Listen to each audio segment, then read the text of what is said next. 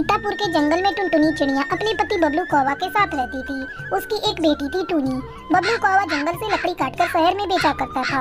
एक दिन जब बबलू कौवा लकड़ी काटने जा रहा था, तब टुनटुनी उसे रोकते हुए कहती है, अजी सुनते हो, तुम ये लकड़ियाँ काटने का काम छोड़ दो, दूसरा कोई काम कर लो। जंगल में बहुत सारे खूंखार जानवर होते हैं, अगर किसी जानवर ने तुम पर कभी हमला कर दिया तो। तू बेकार में डर रही है, मुझे कुछ नहीं होगा। मैं बचपन से ही जंगल में लकड़ियाँ काटता आ रहा हूँ, अब मुझे जाने दे। ठीक है जी, आप जाइए, पर सावधान रहिएगा। बबलू कौवा वहाँ से चला जाता है। रास्ते में उसे मीठी तोती मिलती है। बबलू भैया, जरा संभल कर लकड़ी काटने जंगल में जाना। मैंने सुना है आजकल जंगल में एक घायल शेर घूम रहा है, कई पक्षियों को उसने अपना शिकार बना लिया है। ठीक है मीठी बहन, मैं आपकी बातों का ध्यान रखूंगा। शाम को बबलू लकड़ी बेचकर घर लौटता है। आप आ गए जी, चलिए मैं भोजन परोस देती हूँ। हाँ टुनटुनी, मुझे बहुत जोरों की भूख लगी है, तुम जल्दी से भोजन मुझे दे दो। अरे मैं तो भूल ही गया, टूनी के लिए मैं नारियल की बर्फी लाया हूँ, बुलाओ उसे, मैं अपने हाथों से उसे दूंगा। टूनी बेटा, जल्दी इधर आ, देखते हैं पिताजी तेरे लिए क्या लेकर आए हैं। अपनी माँ की आवाज़ सुनकर टूनी चिड़िया वहाँ आती है। क्या लाए हो पापा मेरे लिए? ये ले, तेरी मनपसंद नारियल बर्फी। बर्फी देखकर टूनी चिड़िया बहुत खुश होती है। खुशी खुशी वो दिन गुजर जाता है। अगले दिन करवा चौथ था। बबलू कौवा जंगल में फिर से लकड़ियाँ काटने जाता है। अचानक उसे झाड़ियों में खड़खड़ाहट सुनाई देती है। हे भगवान, लगता है इन झाड़ियों के पीछे वो शेर है। मुझे जल्दी यहाँ से भागना होगा, नहीं तो शेर मुझ पर हमला कर देगा। हड़बड़ाहट में लकड़ी का गट्ठर बबलू के बदन पे गिर जाता है और वो उसके नीचे दब जाता है। जब शाम तक वो घर नहीं लौटता तो टुनटुनी रोना शुरू कर देती है। हे भगवान, टूनी के बाबू अभी तक घर नहीं आए। अगर शेर ने उन्हें अपना शिकार बना लिया होगा तो हमारा क्या होगा? मैंने कई बार उन्हें मना किया, पर वो मेरी बात सुनते ही नहीं। हे करवा माँ, मेरे पति की रक्षा करना। टुनटुनी बहुत देर तक अपने पति का इंतजार करती है। जब वो नहीं आता तो उसे ढूंढने जंगल में जाती है। अचानक उसे बबलू के कराहने की आवाज सुनाई देती है। बचाओ बचाओ, कोई है, मैं यहाँ लकड़ी के नीचे दबा हुआ हूँ। अरे आप यहाँ हैं, आप चिंता मत करिए, मैं आ गई हूँ, आपको कुछ नहीं होगा। टुनटुनी तुरंत अपने घायल पति को लेकर अस्पताल पहुँचती है। अस्पताल में बबलू कौवा का इलाज शुरू हो जाता है। हे करवा माँ, अगर मैंने सच्चे दिल से आपकी पूजा की है तो मेरे पति के प्राणों की रक्षा करना। मैं अपना व्रत तभी तोड़ूंगी जब मेरे पति खुद मुझे पानी पिलाकर मेरा व्रत तोड़वाएंगे। रात भर टुनटुनी करवा माँ के सामने बैठकर अपने पति के प्राणों की भीख मांगती है। अगली सुबह बबलू कौवा को होश आता है। तब भूखी प्यासी टुनटुनी अपना व्रत बबलू के हाथों खोलती है। इस तरह टुनटुनी के करवा चौथ का व्रत पूरा होता है। वो अपने पति को लेकर घर आती है। माँ, तुम आ गई, मैं अभी पापा के लिए चाय बनाकर लाती हूँ। नहीं टूनी, तू यहाँ बैठ अपने पापा के पास और बातें कर। रास्ते भर तेरे बारे में तेरे पापा पूछ रहे थे, मैं जाकर सबके लिए चाय बनाकर लाती हूँ। इस तरह टुनटुनी चिड़िया अपने पति और अपनी बच्ची के साथ खुशी खुशी रहने लगती है।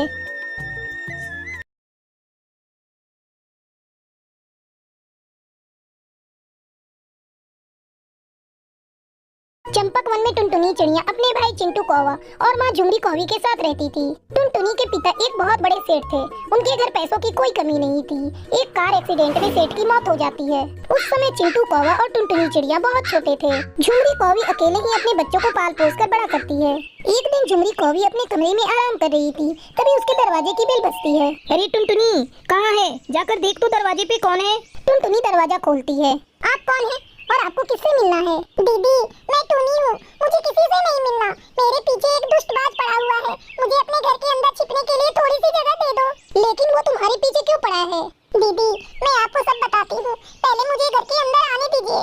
टुनटुनी चिड़िया को उस चिड़िया की हालत देखकर दया आ जाती है। वो उसे अपने घर के अंदर बुला लेती है। अब बताओ क्या बात है? वो दीदी, मेरे पिताजी ने एक दुष्टबाज से कर्ज लिया था, पर वो कर्ज चुका नहीं पाए और एक दिन कहीं चले गए। तब से ये बाज मुझसे कर्ज के बदले शादी करना चाहता है। आज वो मुझे जबरदस्ती अपने साथ ले जा रहा था, तभी मैं किसी तरह भाग आई।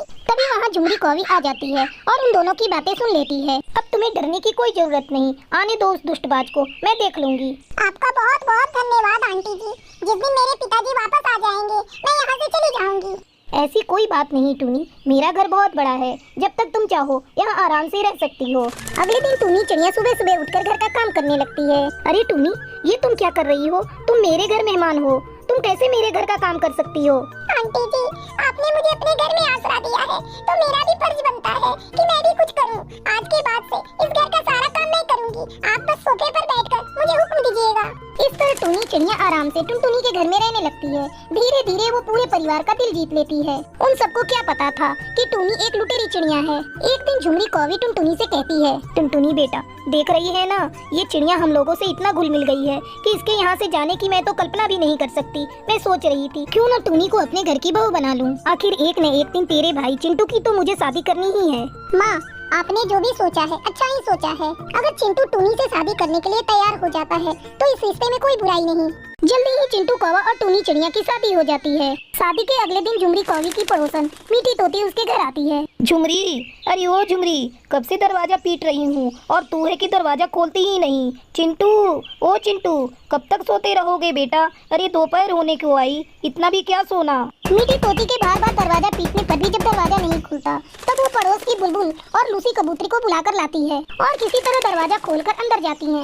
अंदर पूरा परिवार बेसुध पड़ा था। मीठी तोती जल्दी जल्दी उन सबको होश में लाती है। होश में आते ही झुमरी कौवी अपने घर की हालत देखकर फूट फूट कर रोने लगती है। चिंटू, हम बर्बाद हो गए, टूनी ने हमें लूट लिया। अब मुझे समझ में आ रहा है माँ, उस चिड़िया ने हम सबसे झूठ बोला था।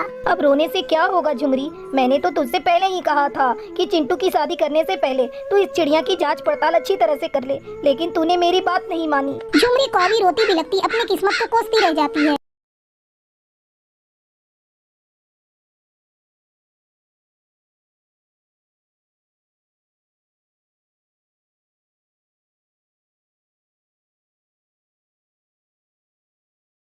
भवानीपुर के जंगल में चमेली कौवी अपनी दो बहुओं के साथ रहती थी। उसकी बड़ी बहू का नाम टूनी और छोटी का नाम टुनटुनी था। एक दिन चमेली कौवी टुनटुनी के पास आकर कहती है, टुनटुनी बहू, आज से घर का सारा काम तुझे करना पड़ेगा। थोड़ा बहुत मैं भी तेरा हाथ बटा दिया करूंगी। क्यों माँ जी, आप ऐसा क्यों कह रही हैं? टूनी भाभी तो घर का सारा काम करती थी, आपको तो पता है मुझे काम करना बिल्कुल पसंद नहीं। अरे बहू, मैं तो तुझे बताना ही भूल गई थी, टूनी बहू माँ बनने वाली है। ये लो काजू बादाम वाला दूध, ले जाकर टूनी बहू को दे दो।